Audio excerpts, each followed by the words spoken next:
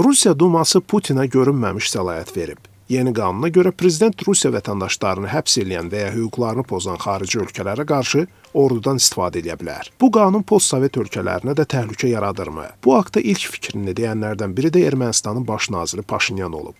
Hazırda seçkidə onun əsas rəqibi Rusiya vətəndaşlığı olan biznesmen Karapetyan ev dustağıdır. Bir müddət öncə isə Moskvada Putin Paşinyandan iddialı tonda Rusiyaya rəğbəti olan siyasi qüvvələrin fəaliyyətinə şərait yaradılmasını istəmişdi. Paşinyan deyib ki, Rusiyada qəbul edilən qanunun Ermənistan üçün təhlükə törədəcəyi ilə bağlı narahatlığı yoxdur. Çünki ölkədəki Rusiya hərbi bazası Ermənistan qanunları ilə fəaliyyət göstərməlidir.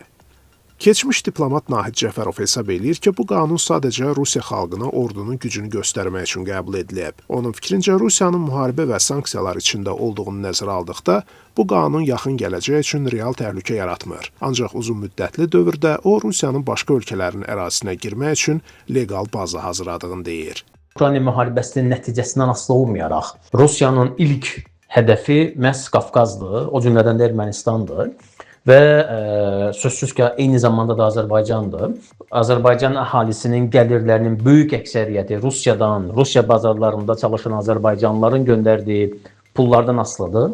Ona görə də Azərbaycan öz iqtisadiyyatını liberallaşdırmasa, Azərbaycan öz iqtisadiyyatını Rusiyadan asılılığını azaltmasa, neftdən asılılığını azaltmasa, buna hazır deyil. Yəni təsəvvür edin, bir zərbə, Bakı-Ceyhan neft kəmərinə vurulan, atılan bir zərbə Azərbaycan iqtisadiyyatını yerlə yeksan edəcək və bütün sistemi çökdürəcək. Deputat Zahid Oruc sözü gedən qanunun iki ölkənin münasibətlərinə hansı şəkildə təsir eləyə biləcəyinə dair misallar verməyib. Onun fikrincə, Rusiya bu qanundan istifadə eləyərək qonşularına təhlükə yaradarsa, özü də bundan fayda ilə çıxmayacaq. Rusiya içərisində vətəndaşlarının xüsusilə də son il yarımda Azal təyyarəsinin vurulmasından sonraki mərhələdə və onları bilirsiniz ki, bir tərəfli qaydada da cəzalandırıblar. Çünki vəkillə təminat, Azərbaycanın diaspora qüvvələri, konsulluq xidmətlərinin tam orada verilmədiyinə dair məlumatlar mövcuddur. Belə şəraitdə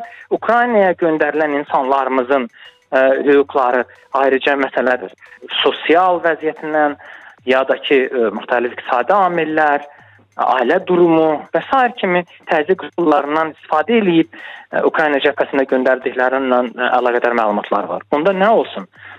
Bizim dövlətimiz həmin insanlardan ötürü Rusiya içərisində lokal əməliyyatlar mı aparmalıdır? Kreml 2022-ci ildə Ukraynaya hücumunu rus dilli əhalini qorumaq bəhanəsi ilə əsaslandırmışdı.